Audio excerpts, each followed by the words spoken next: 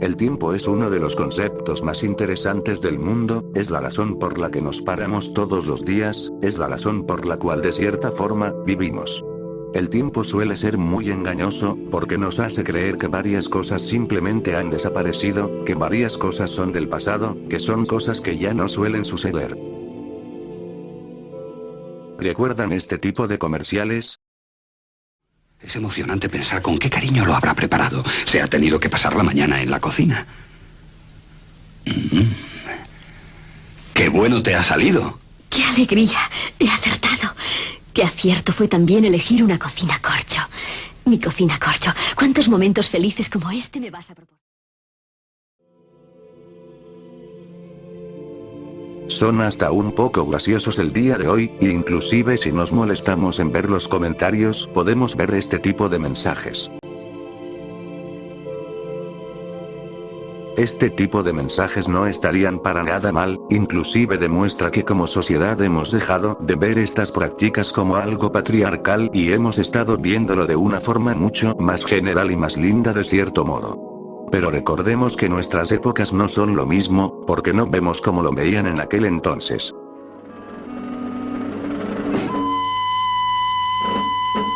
Cuando me dice algo, siempre a gritos y con malos modales. Nunca me besa cuando sale de casa. Bueno, no me digas más. ¿Has pensado que tu marido trabaja muchas horas diarias y tiene derecho cuando llega a su hogar a encontrar un agradable recibimiento? Mira esto y procura que nunca le falte su copita de coñac. Verás cómo no falla.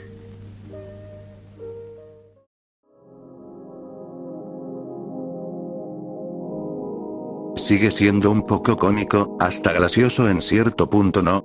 El cómo pensaban que eso era así y que todo se podía resolver, gracias a Dios que esto ya no pasa. 13 o 14 años. Y pues yo empecé a tener pues violencia desde que éramos novios. Él pues me pegaba, me pateaba, me daba de trompones. Y en el 2016 pues llegó, tanto fue su agresión que pues hasta llegó a pegarme, que me quitó la vista.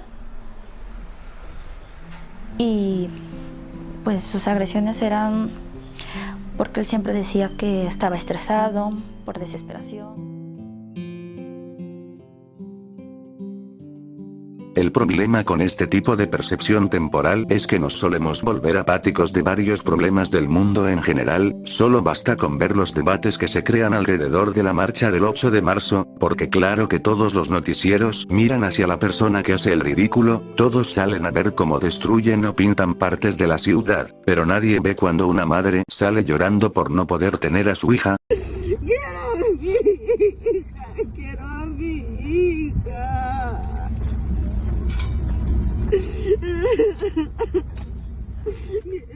Cuando un padre busca a una hija, que me conocen, que sea que me ayuden a buscar a mi hija.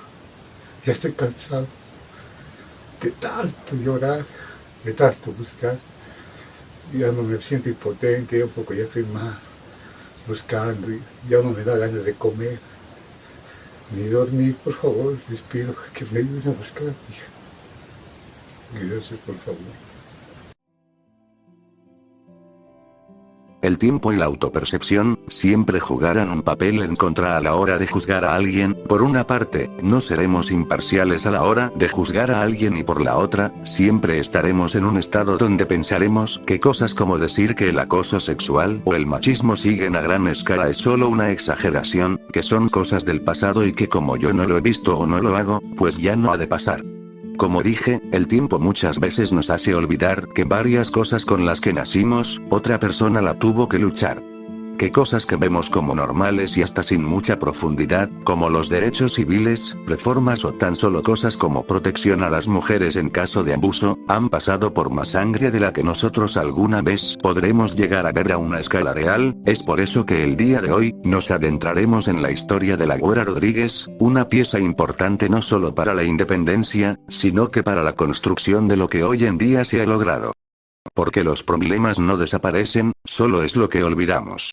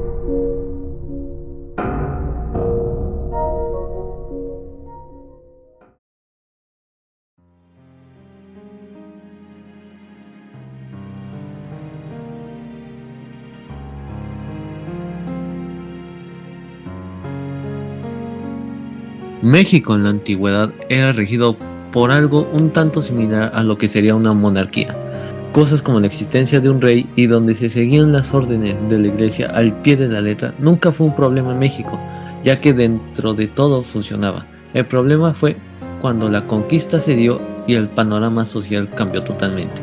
El panorama social de España se puede resumir en que si tenías sangre española, como mínimo tendrías garantizado un buen lugar en la vida, mientras que si pertenecías a cualquier otra casta social, usualmente eras dejado de lado. No hay mejor ejemplo de esto que el derecho al estudio. Mientras un español podía estudiar dentro de una universidad, a lo máximo que podría aspirar un indígena o alguna casta era un trabajo que le diera lo suficiente para poder comer. Esto es una razón muy importante para explicar el descontento general de la gente, porque imagina que un día te roben tu casa y encima puedes quedar a la merced de aquellos que te la robaron. Y eso que no estamos hablando de las mujeres, las cuales bajo la sociedad española eran más un aditamento de su esposo que una persona por cuenta propia, siendo rebajadas a no más de amas de casa o de servir para tener hijos, y absolutamente nada más. Tal era este control que cuando se les daba educación de algún tipo únicamente era para aprender a leer y nada más. Esto principalmente para que participaran en las ceremonias religiosas. No se les enseñaba a escribir por miedo a que pudieran hablar entre ellos. Y eso que lo anterior era tener muy buena suerte, porque si nacías pobre, olvídate de siquiera poder aprender a hacer algo. Era más probable de ser vendida a alguna familia rica que poder tener acceso a la educación, porque no lo he mencionado, pero tan solo el 25% de la población mexicana podía leer. Por obvias razones, no era un paradigma bueno para las mujeres, no solo por las obvias limitaciones a la hora de intentar hacer algo, sino que también, bajo el ámbito legal, las diferencias eran un chiste. El ejemplo más popular y más claro es a la hora de cometer un adulterio. En el caso de la mujer, esta era castigada y tenía la posibilidad de ir a la cárcel, o en el peor de los casos, la muerte. En el caso de los hombres, el adulterio era visto y pasado por debajo de la alfombra sin ningún castigo, a menos de ser muy obvio o que la pareja del amante te descubriera, lo cual podría llegar a la muerte por el honor. Desde siempre, y inclusive en la actualidad, se ha creado paradigmas acerca de la que una mujer debe ser. Según las reflexiones de Graciela Hierro, la mujer debía ser obediente, recatada y dedicada al hogar. Su papel principal era la esposa y madre. El acceso a la educación, la política y la vida pública estaba muy limitado. La sociedad imponía una doble moral. Los hombres tenían más libertad, mientras que las mujeres eran vigiladas y juzgadas por su conducta.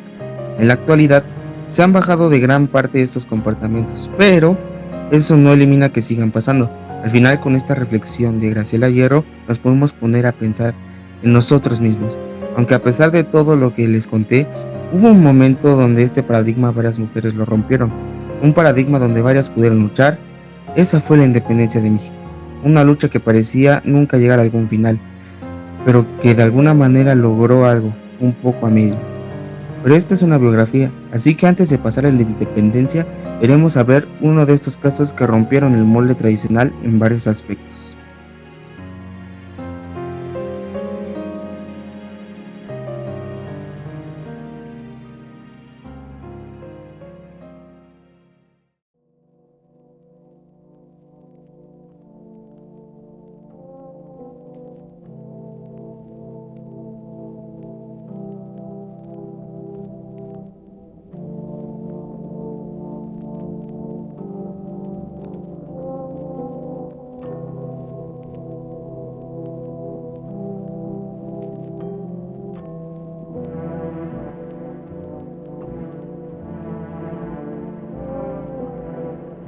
María Ignacia Rodríguez de Velasco de Osorio Barba y Bello Pereira, mejor conocida como la Güera Rodríguez, nació un 20 de noviembre de 1778 en la Ciudad de México.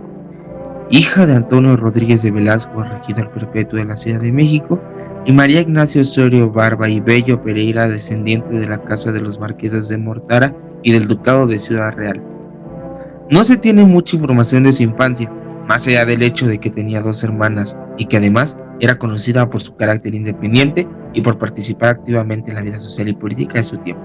Esto último de por sí era bastante fuera de lo común, por lo que ya mencionamos acerca de los paradigmas y estigmas sociales. Se tiene conocimiento que ella se llegó a casar a una muy corta edad con un militar español llamado Jerónimo López de Peralta, el cual la llegó a maltratar múltiples veces de forma física y verbal. Lo normal para la época sería quedarse callada y simplemente aceptar los abusos de su parte, pero ella fue alguien mucho más fuerte, siendo que a través de los medios que ella poseía, ella pudo denunciar y lograr divorciarse de su pareja. Esto ya por sí hubiera sido una locura para la época, pues como ya mencionamos, el siquiera separarse era algo muy mal visto. Así que si algo demuestra esto es que primero que nada, el dinero ayuda mucho. Y segundo, es que ella no era del tipo que se dejaba vencer. A pesar de lo ya mencionado, su participación más importante y la razón por la que pasaría a la historia mexicana sería por su intervención en la independencia de México.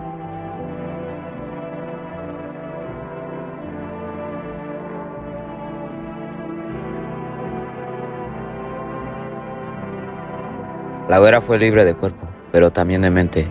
Tuvo dos estigmas. Primero, conseguir su propia libertad como mujer, y el segundo, la libertad de su patria. Ambas las consiguió a pesar de que tenía familia y haber puesto en riesgo su riqueza. Su participación de la güera Rodríguez inició a dar recursos económicos y concepciones sociales a los insurgentes, pues recordemos que ella tenía muchísimo dinero y varias conexiones muy importantes. El mero acto de apoyar a los insurgentes hizo que el 22 de marzo de 1811 fuera juzgada por un tribunal de la Santa Inquisición por herejía. Ella, con la posibilidad de evitar la muerte o algún castigo de la Santa Inquisición, tomó una decisión un tanto complicada. Ella decidió cambiar su postura, siendo que en ese mismo año escribió una carta donde se refería a los rebeldes como los enemigos y mencionaba haber pedido tropas al virrey para atacarlos. Esto la ayudó en buena parte para defenderse exitosamente, pero no la salvó de ser exiliada a Querétaro por órdenes del virrey Francisco Javier de Lizana y Beaumont. De hecho, en 1810 tuvo que implorar al arzobispo que le levantara del destierro. Tiempo después se manifestó su poder político al relacionarse con Agustín de Iturbide, el próximo presidente de México. Si bien se desconoce por qué se pudo haber formado la relación, se teoriza que probablemente inició por dinero, ya que Iturbide posiblemente buscaba acceder a sus conexiones y riqueza para los planes que éste estaría formando, siendo que se dice que luego fue convertido en una relación romántica, aunque esto último no ha sido del todo confirmado. Uno de los roles más grandes que ella tuvo fue el acceso a documentos confidenciales, como la carta de Fernando V al virrey de Apodaca en 1820, lo cual fue crucial para el desarrollo del Plan de Iguala. Según fuentes históricas, fue la güera quien sugirió a Iturbide como líder ideal para negociar con los insurgentes, siendo que como último acto destacable en la independencia fue que su hacienda La Patera sirvió como sede en una importante reunión entre Iturbide, Novela y Donoyú, para negociar los últimos detalles de la independencia en septiembre de 1821.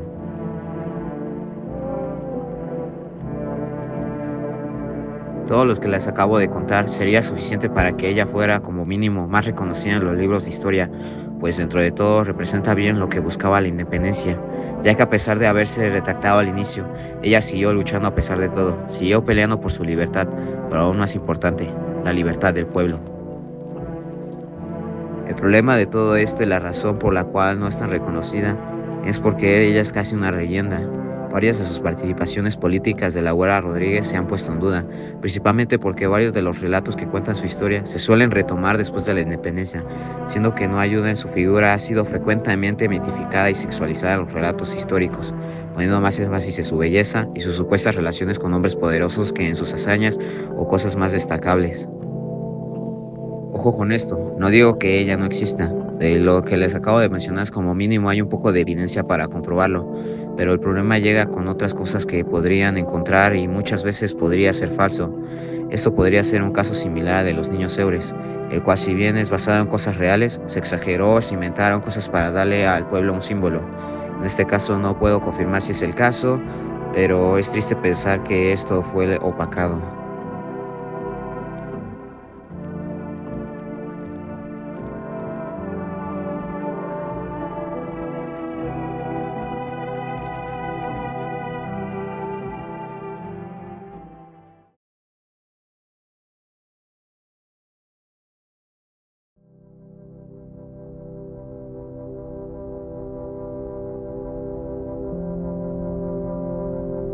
mejorado muchísimo como sociedad, a pesar de toda esa reflexión que di al inicio. México ha logrado mejorar poco a poco. Cosas como que las mujeres puedan estudiar, trabajar y ser autosuficientes en general, son esas cosas que hemos logrado como sociedad y gracias a varios sacrificios de otras personas. Pero decir que no hay problemas más allá de eso sería tapar una herida que aún sangra con un vendaje. Claro, se evitó una hemorragia masiva y hasta es posible que se cure por sí sola, pero aún puedes sentir cómo sangra. Aún te duele cuando mueves el brazo y aún puedes ver cómo la sangre va tiñendo las vendas.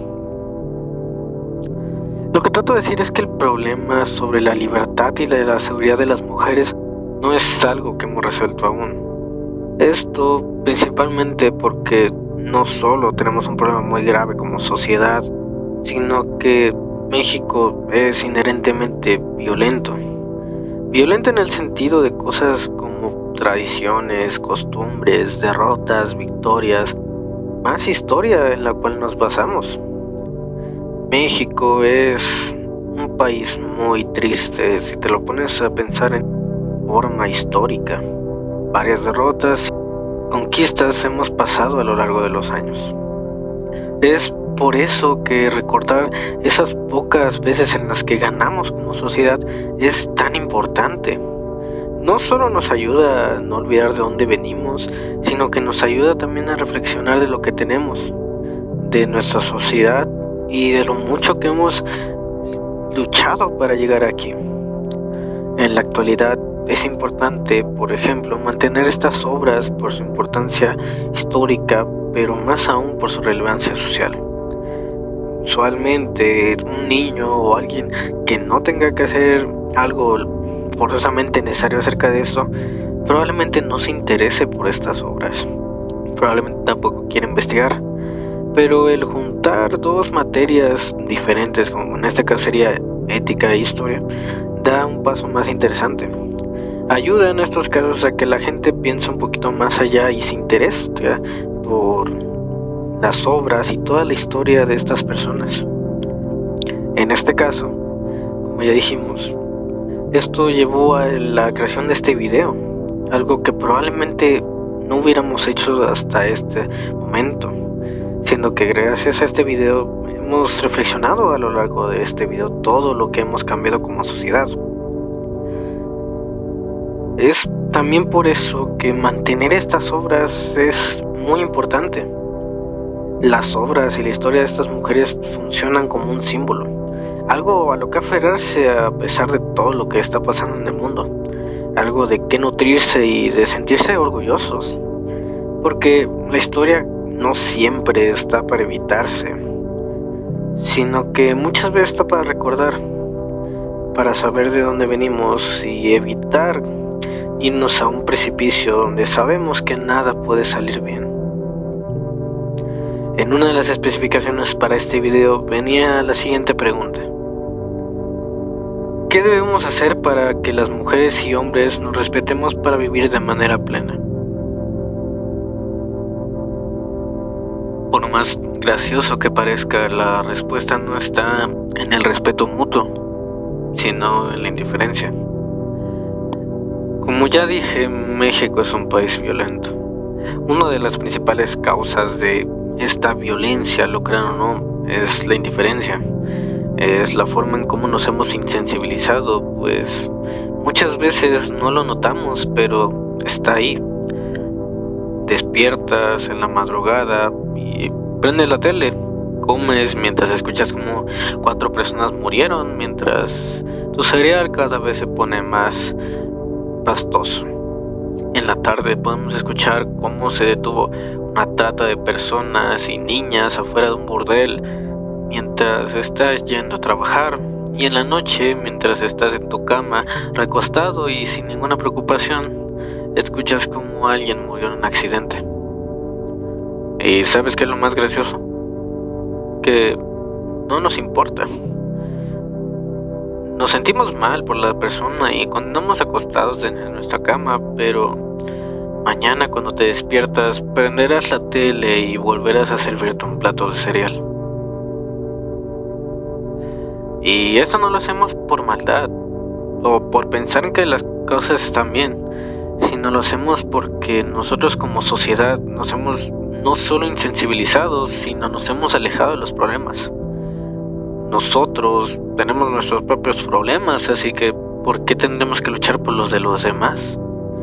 Te sentirás mal por la madre que perdió a un hijo, por un padre que busca a su hermana, pero nunca te vas a importar por esas personas. Porque, como dije, estamos desensibilizados. Y nosotros tenemos nuestras propias preocupaciones y problemas. ¿Qué voy a comer mañana? ¿Ya me van a pagar? ¿Esta manifestación me va a afectar en mi llegada al trabajo? ¿Que no puedo volver a llegar tarde? ¿Me van a descontar mi sueldo? Cada uno de nosotros tenemos nuestros propios problemas y solemos simplemente sacudir lo que pasa a nuestro alrededor porque es más fácil que tener que lidiar con algo más. Como dije, podemos empatizar con la señora, pero siempre existirá un muro que nos separará de esa persona que sufre. Sufrimos una desconexión con todo nuestro alrededor a pesar de que es en donde vivimos. Porque independientemente de todo, es lo natural. Y eso es lo más triste de todo. Cosas como el respeto hacia la mujer y una sociedad no tan muerta es haciendo que no seamos indiferentes. Y ojo, con esto no menciono que mañana salgas a destruir todo lo que puedas con tal de que el gobierno por una vez se digna mirar a aquellos que lo necesitan, sino que intentes hacer algo. No necesariamente algo fuerte, no se pide una revolución o un golpe de estado mayor, sino que las cosas importen, que puedas tal vez pegar algún panfleto acerca de una persona desaparecida cerca, que puedas preguntarle a gente acerca de alguien que no has visto, que hables acerca de la violencia y no simplemente quedarte callado porque es más cómodo que decir algo. Porque la ignorancia y la indiferencia es cómoda. Nos gusta porque es más fácil de vivir de esa forma. Pero no deberíamos vivir así. Porque es justo por eso que no debemos olvidar todo lo que varias personas han pasado.